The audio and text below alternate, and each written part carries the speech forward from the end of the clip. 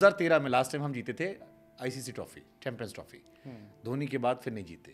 क्या लगता है सब अच्छा करते हैं, क्यों ऐसा होता है? इसके दो फेजेस है।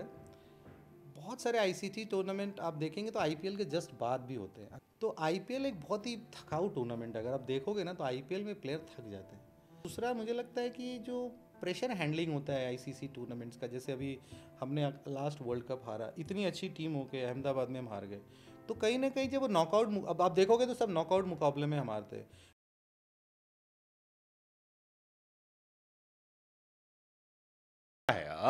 हम बीते 12 सालों से 2013 में लास्ट टाइम हम जीते थे ICC trophy, champions trophy. Dhoni के बाद फिर नहीं जीते। क्या लगता है सब अच्छा करते हैं, क्यों ऐसा होता है? मुझे ऐसा लगता है कि बहुत सारे जो आईसीसी टूर्नामेंट्स हैं, इसके दो फेजेस है। बहुत सारे आईसीसी टूर्नामेंट आप देखेंगे तो आईपीएल के जस्ट बाद भी होते हैं। अगर आप नोटिस करो, मे बी 50%।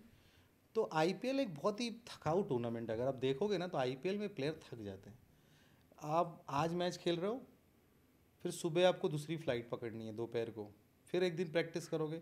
तो और क्या होता है कि सारी जो टीमें होती हैं ना, अलग अलग, सारे प्लेयर अलग अलग टीमों में बढ़ जाते हैं।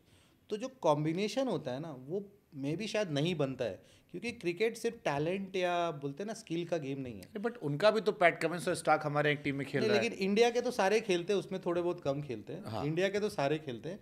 बाकी कंट्रीज के में भी 2 या 4 प्लेयर्स खेलते होंगे। मिचेल मार्श उनका कप्तान है ऑस्ट्रेलिया का, उसको हम खिलाते हैं 4 नंबर पर, कभी 3 नंबर हाँ, मैं पर। वही कह रहा हूँ कि बाकी टीमों से मैं अपना विलियमसन कप्तान है, उसे बेचारे को हमने डगआउट में पानी पिलाने के रखा है। हाँ, वही मैं बोल रहा हूँ, वो भी नहीं खेलते। तो कहीं ना कहीं मुझे लगता है एक ये फैक्टर है। और दूसरा मुझे लगता है कि जो प्रेशर हैंडलिंग होता है आईसीसी टूर्नामेंट्स का, जैसे अभी हमने लास्ट वर्ल्ड कप हारा, इतनी अच्छी टीम होके अहमदाबाद में हम हार गए। तो कहीं ना कहीं जब वो नॉकआउट, अब आप देखोगे तो सब नॉकआउट मुकाबले में हम हारते हैं। कहीं ना कहीं वो जो प्रेशर हैंडलिंग है, जो वो जीतने का दबाव है, हारने का प्रेशर मैं नहीं बोलूँगा, जीतने का जो दबाव कि हमको ये वाला जीतना है, हमको ये जीतना है, हमको ये जीतना है, उसमें कभी कभी प्लेयर ओवर फोकस भी हो जाते हैं, बोलते हैं ना, ओवर ट्राई करने लगते हैं। तो मुझे लगता है कहीं ना कहीं ये ज़रूर एक चीज़ है। और अगर ये हो जाए तो सही है। नौशाद साहब से रिश्ते कैसे हैं आपके? Naushad is good friend of mine. हम लोग साथ में यंग फ्रेंड्स को खेले हैं। आप भी शेर व शायरी करते हो फिर, या सुनते ही उनकी नहीं नहीं, खाली? मैं मोटिवेशनल बातें करता हूँ, शेरों शायरी। उनकी शायरी सुनते हो आप खाली?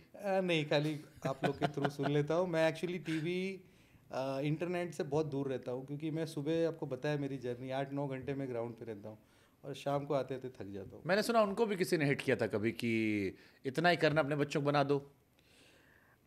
ये सैड स्टोरी है। एक्चुअली हमें पॉजिटिव स्टोरी डिस्कस करना चाहिए। बट उन्होंने करके दिखा दिया sir. Everything is learning life पे ना। देखिए क्या होता है ना, बंजारा एकेडमी जब दो चीज़ें मैं आपको बताता हूँ। कि एक सिचुएशन आती है हमारी ज़िंदगी में। जब भी हम कोई काम करते हैं तो हमारी ज़िंदगी में एक सिचुएशन आती है, और वो सिचुएशन आप ही लाते हो। आज हम बात कर रहे हैं किसी भी प्लेयर की, यशस्वी की, पृथ्वी की, या हम क्यों बात कर रहे हैं? क्योंकि उनको हमने बनाया, उन्होंने हमको बनाया।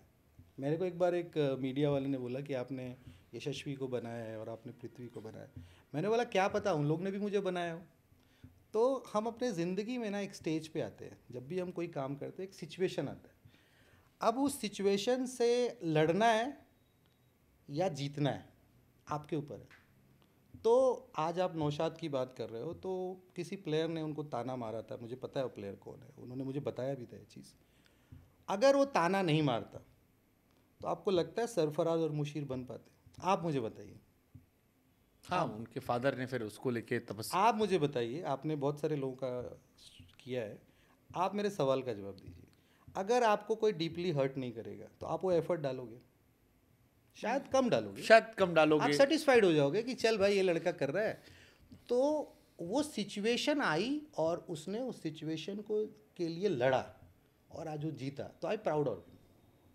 और ऐसे ही सबको सोचना चाहिए तो कि ज़िंदगी में ना हमेशा दो सिचुएशन आती है। आइदर आप किसी को भला बड़ा बुला बोल के अपनी गुस्से को शांत कर दो, या फिर उस गुस्से को अंदर जिंदा रखो और बोले चल ठीक है ना, 10 साल और दे, वी विल सी यू। तो एक मेरे को ना एक कहानी याद आ रही है।